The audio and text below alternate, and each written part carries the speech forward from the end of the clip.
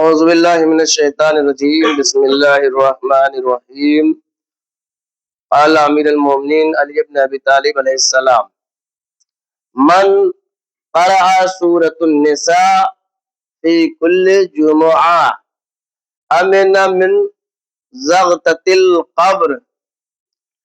آج کی گفتگو جو ہوگی وہ سورہ نساء کے سلسلے میں ہوگی۔ سورہ نساء مولا کائنات امیر المومنین حضرت علی بن ابی طالب علیہ السلام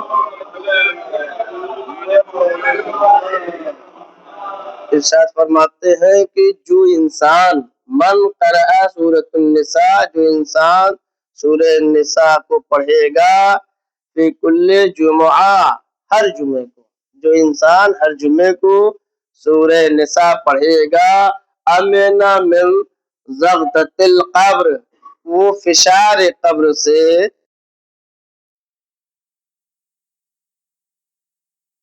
فشار قبر کے سلسلے میں بہت پریشان ہے۔ ہر ایک کو یہ ہے کہ قبر نہ دبائے، یہاں تو جیسے چاہتا ہے بچ جاتا ہے، لیکن مرنے کے بعد فشار قبر سے ہر انسان ڈرتا ہے۔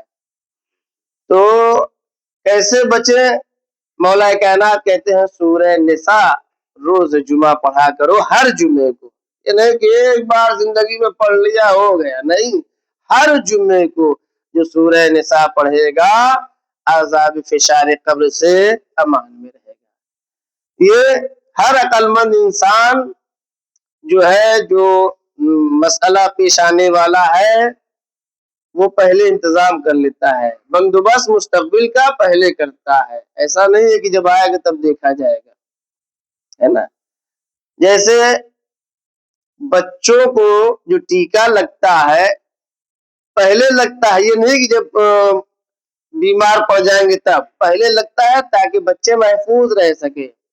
ٹھنڈک سے پہلے ٹھنڈک کے لباس کا انتظام ہوتا ہے، یہ نہیں کہ جب کوہرا پڑنے لگے گا تب جو ہے ڈھونڈا جائے گا جیکٹ کہاں ہے اور لحاف اور کمبل کہاں ہے۔ گرمی سے پہلے گرمی کا انتظام کرتا ہے، کھانے سے پہلے کھانے کا انتظام کرتا ہے۔ ایسا نہیں کہ جب ٹائم ہوگا تب دیکھا جائے گا، پہلے سے جاتا ہے مارکیٹ اور جا کر کے کھانے پینے کا انتظام کر لیتا ہے۔ افطار کے وقت کوئی افطار نہیں تلاش کرتا ہے، پہلے سے افطار کا انتظام کرتا ہے۔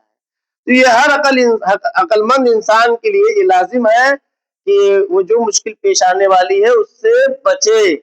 تم ایسا نہیں کہ مرنے کے بعد پڑھ لیا جائے گا، نہیں، مرنے سے پہلے فشار قبر سے انتظام کر کے جاؤ تاکہ قبر نہ جو ہے اسے دبائے۔ اور کہا سورہ نساء پڑھنے والا انسان کیسا ہے؟ تو کہا کہ پیغمبر کہتے ہیں کہ سورہ نساء کی تلاوت کرنے والا انسان ایسا ہے کہ اس نے راہ خدا میں لٹایا ہے مال کو، مال و زر راہ خدا میں اس نے لٹایا ہے، جو سورہ نساء کی تلاوت کرتا ہے۔ سورہ نساء کی تلاوت کرنے والا پیغمبر یہ کہتے ہیں کہ جو سورہ نساء کی تلاوت کرتا ہے اس میں جو احکام آیا ہے سورہ نساء میں، وہ خاندان کا احکام، گھر کا احکام، یہ سارے احکام جو بیان ہوئے ہیں، کہا جو تلاوت کرتا ہے سورہ نساء کی وہ ایسے ہی ہے جیسے ارث اسے مال ملتا ہے۔ اس میں جو مال ملتا ہے بہت زیادہ۔ اب آپ بتائیے، باپ مر گیا تو اسے پتا چلا 1 کروڑ ملا، کم سے کم 10-20 لاکھ ملا، مکان ملا یا نہیں ملا؟ مکان ملا، دکان ملی، سب کچھ تو مل جاتا ہے۔ کہ اسی طرح سے اسے بہت زیادہ ثواب ملتا ہے۔ اور اس نے راہ خدا میں ایک غلام آزاد کیا ہے، ایک غلام خرید کے راہ خدا میں اس نے آزاد کر دیا، سورہ نساء پڑھنے والا۔ اور سورہ نساء کا جو ہے یہ تو اب ہر آدمی کے لیے ضروری ہے، چاہتا ہے کہ اس کی بیوی اسے محبت کرے، بیوی محبت کرے، اور بیوی بھی چاہتی ہے کہ اس کا شوہر اسے چاہے، ہے نا۔ ہر میاں بیوی کی چاہت ہے کہ اس کی بیوی اس پر جان دے دے، اور بیوی چاہتی ہے کہ ہمارا شوہر ہم پر قربان ہو جائے۔ تو کہا سورہ نساء پڑھو، سورہ نساء پڑھو تو بیوی خوب چاہے گی، ٹھیک ہے۔ تو سورہ نساء پڑھے گی،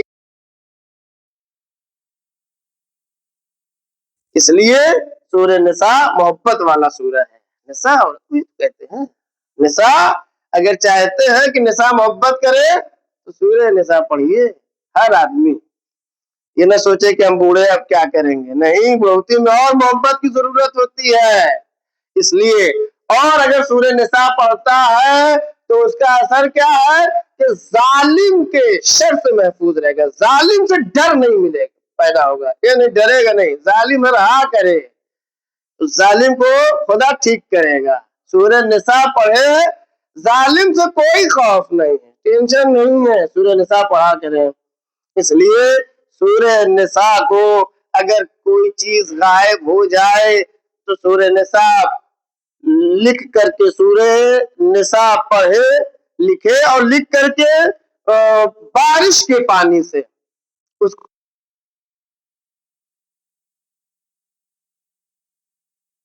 जो है पानी छिड़क दे, इंशाअल्लाह वो चीज मिल जाएगी। इसलिए सूरह निसा की बहुत फवायद हैं। घर में सबसे ज्यादा सुकून सूरह निसा से पढ़ने में हासिल होता है। फकत वस्सलाम व रहमतुल्लाहि व बरकातहू।